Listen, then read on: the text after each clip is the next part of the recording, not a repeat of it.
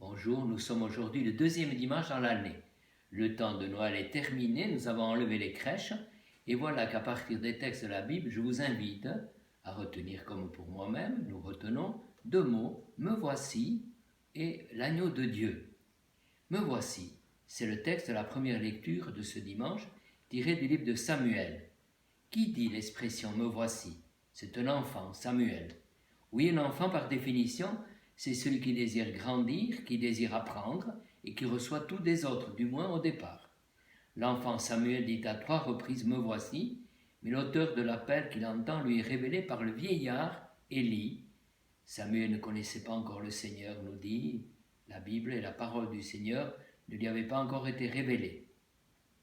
Pourtant, la mère de Samuel, toute contente d'avoir un enfant, elle qui était stérile, l'avait placé au temple.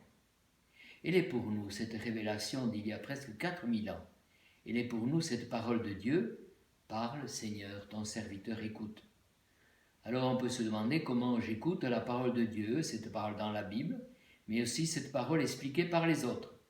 En ce dimanche, puissions-nous recevoir vie, redonner vie à notre écoute et aussi à la prière par le Seigneur. Me voici, c'est aussi la phrase répétée si souvent par notre compatriote Saint-Michel Garicois d'Ibar. Il disait « me voici » avec les 3 R, c'est-à-dire sans retard, sans dire attends, sans retour, ça veut dire sans recommencer, sans renoncer à ce qu'on a dit, et sans réserve, ça veut dire totalement, par amour. Tout de suite, puissions-nous répondre tout de suite, pour toujours, sans limite, par amour. C'est l'engagement personnel éclairé par les autres. C'est ce que nous recevons comme cadeau de ce dimanche pour vivre une bonne année en vivant ce bon dimanche. Et puis nous sommes aussi disciples de celui qui a été présenté comme l'agneau de Dieu.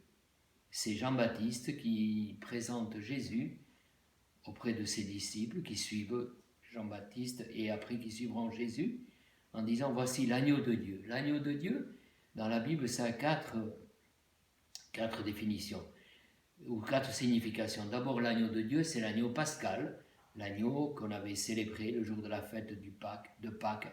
C'est le rappel du passage de l'esclavage d'Égypte à la liberté de la terre promise à atteindre avec Dieu, avec Moïse. L'agneau de Dieu, c'est aussi l'humilité du Seigneur, ce que nous raconte souvent le prophète qu'on appelle le deuxième Isaïe, le serviteur souffrant.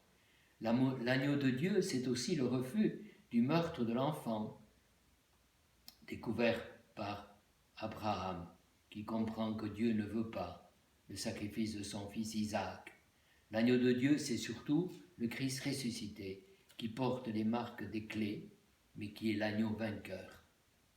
Le Seigneur que nous avons adoré avec les mages dimanche dernier, c'est l'agneau de Dieu, notre libérateur, notre sauveur, celui qui nous conduit sur le chemin de l'humilité, du service, de l'amour sans frontières.